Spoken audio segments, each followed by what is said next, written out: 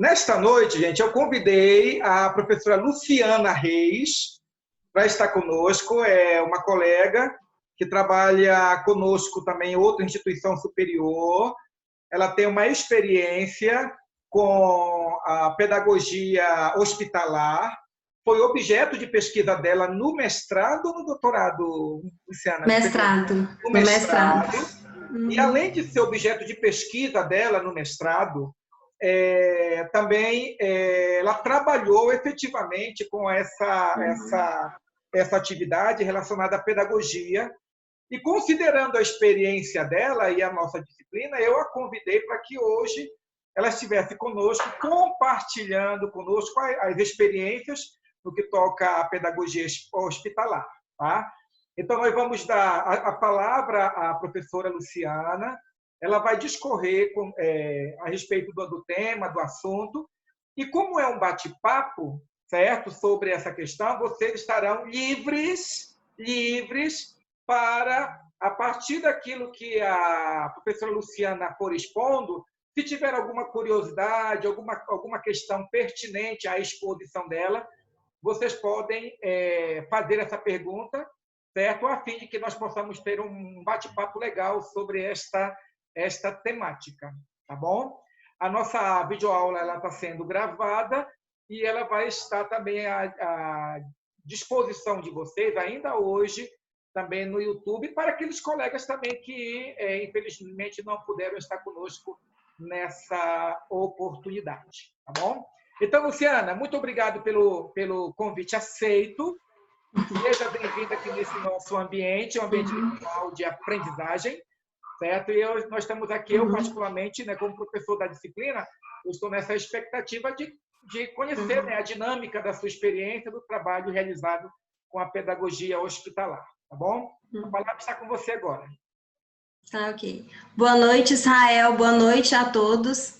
É um prazer estar com vocês falando sobre a classe hospitalar. Eu que agradeço o convite, Israel.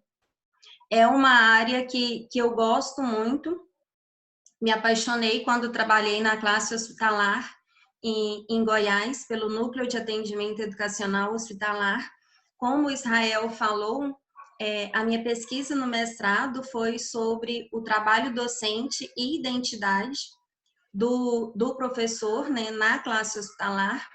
Na época que eu trabalhei, me identifiquei muito com a área, gostei muito da área, trabalhava com educandos hospitalizados e também com educandos público-alvo da educação especial.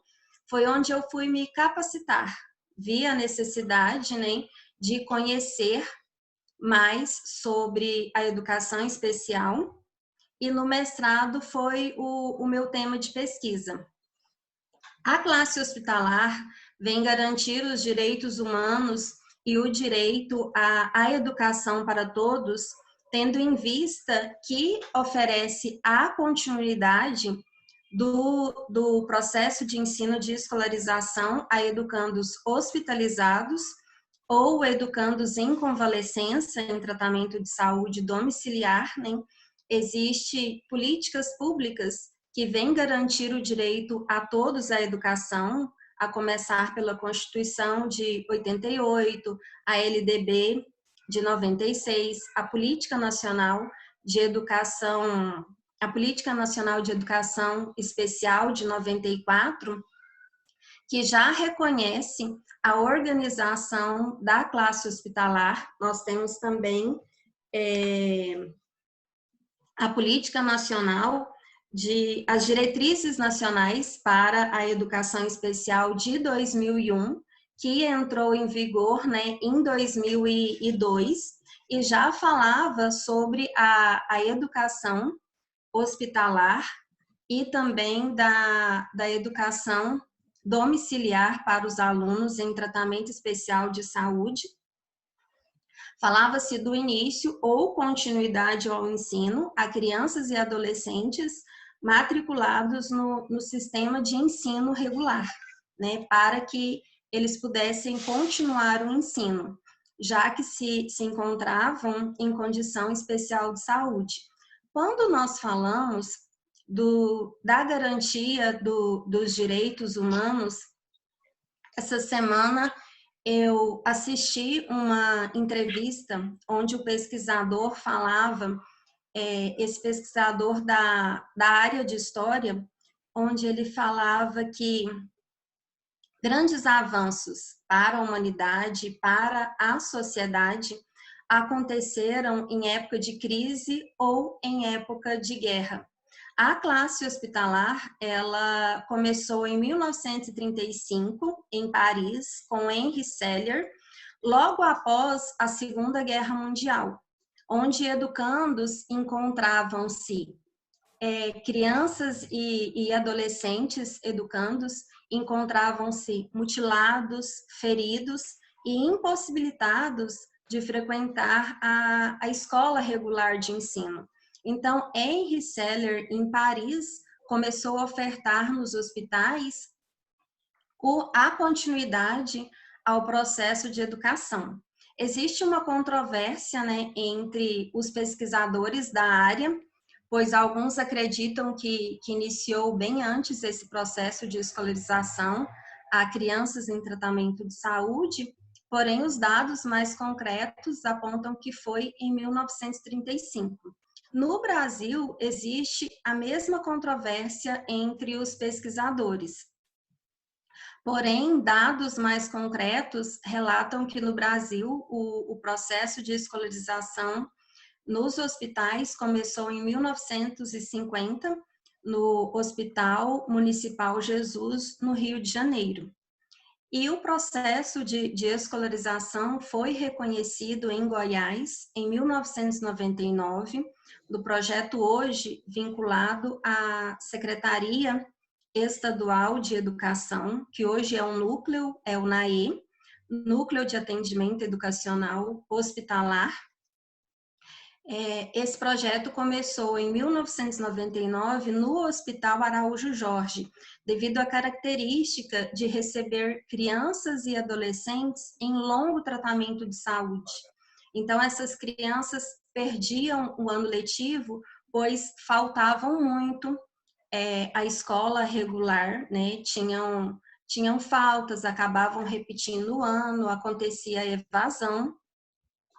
Então, a Secretaria Estadual de Educação, juntamente com a Secretaria da Saúde, né, estabeleceram, então, o projeto.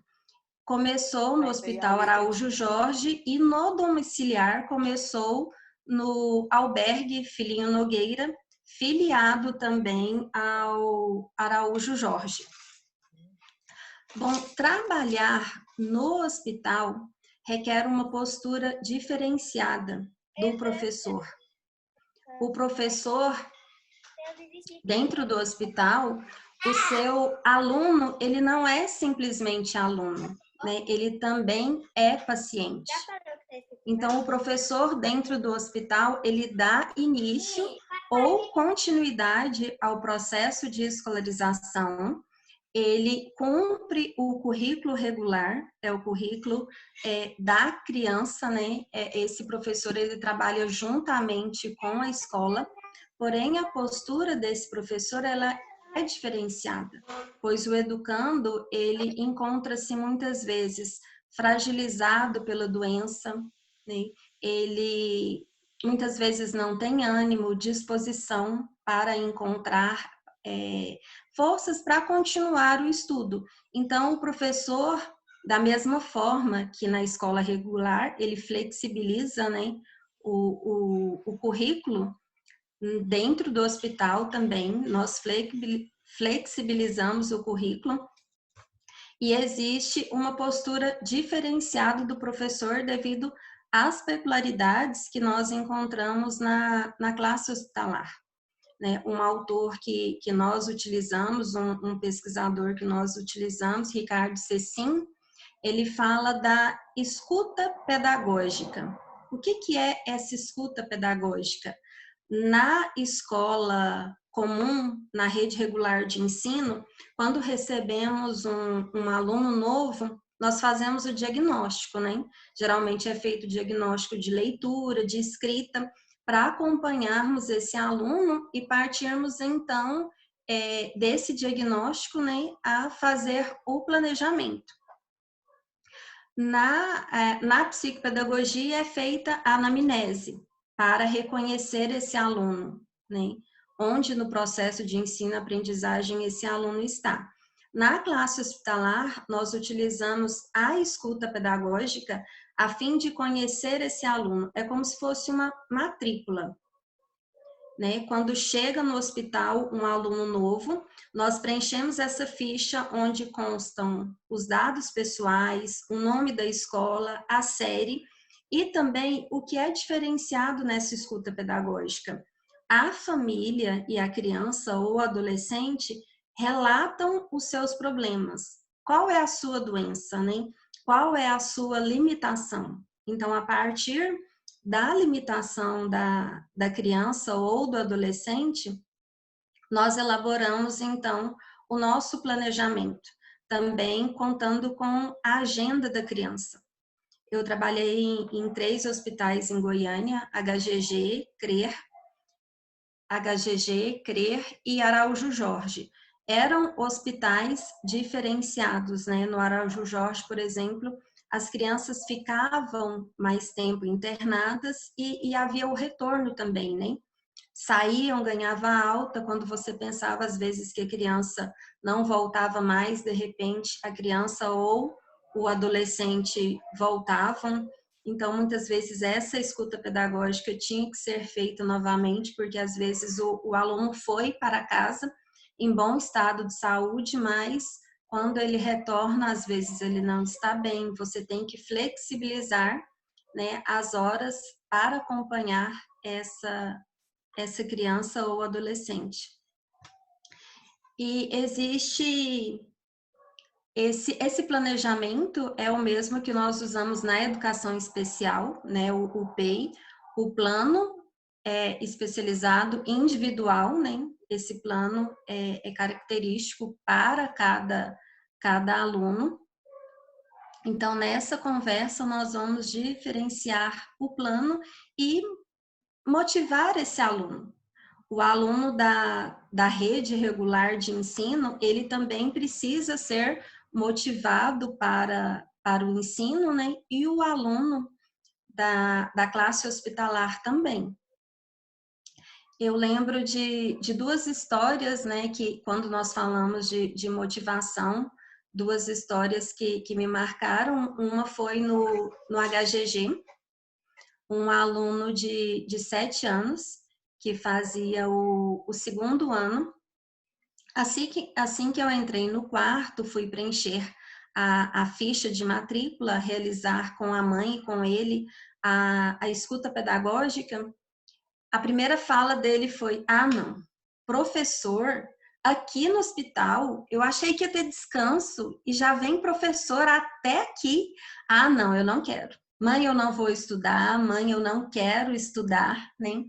E preenchi a ficha, conversei com a criança, brinquei com a criança e conversei sobre a rotina, né, da escola dele, porque a maioria dessas crianças, elas vão para o hospital, voltam para casa, depois retornam e elas sentem falta da rotina do ambiente lá fora, elas sentem falta da socialização, dos colegas da sala de aula, da rotina da sala de aula.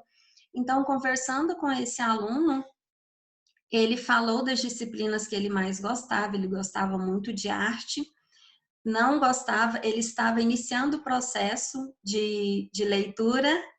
E lindo desenho, Luciana.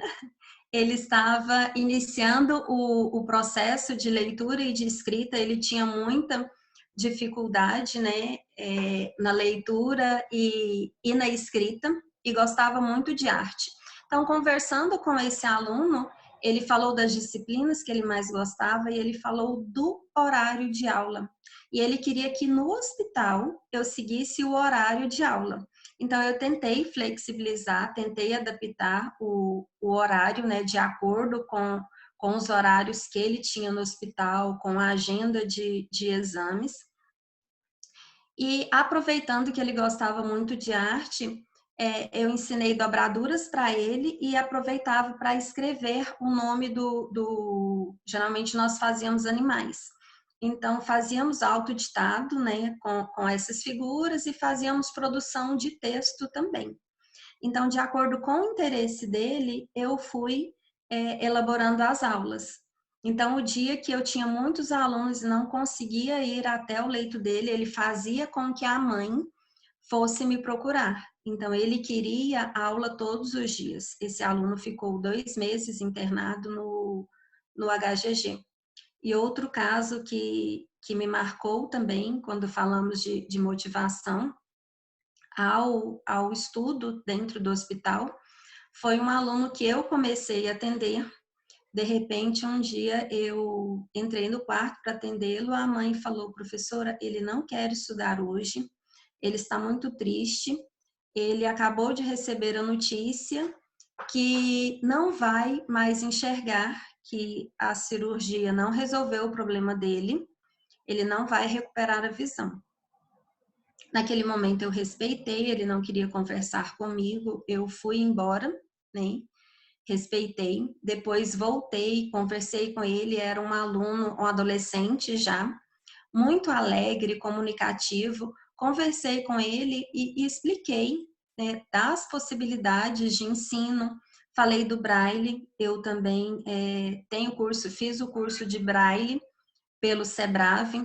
Quando eu trabalhei no CRER, eu tinha vários alunos, público-alvo da educação especial, o que me levou a fazer vários cursos dentro dessa área.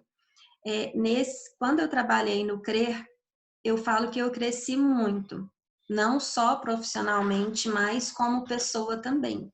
Trabalhar com essas crianças, né, lidar com a sensibilidade, com a dor do outro, eu falo que cresci muito como pessoa e como profissional busquei me especializar dentro da educação especial para poder atender melhor essas crianças e esses adolescentes, né?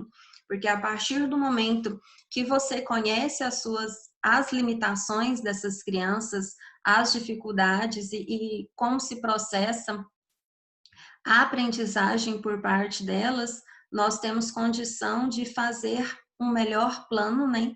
De adaptar a nossa aula de acordo com as necessidades desses educandos. Então, eu fui buscar, fui estudar, e voltando ao caso desse aluno que descobriu que estaria cego, conversei com ele, falei do Braille, apresentei o Braille, né? Falei sobre, no computador dele, nós instalamos o programa DOSVox, né?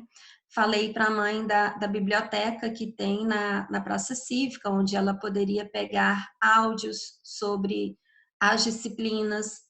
Falei da Secretaria Estadual de Educação, que eles convertiam os livros dele para áudio, né? Falei de toda a possibilidade, né, do novo caminho que ele iria percorrer nessa nova condição.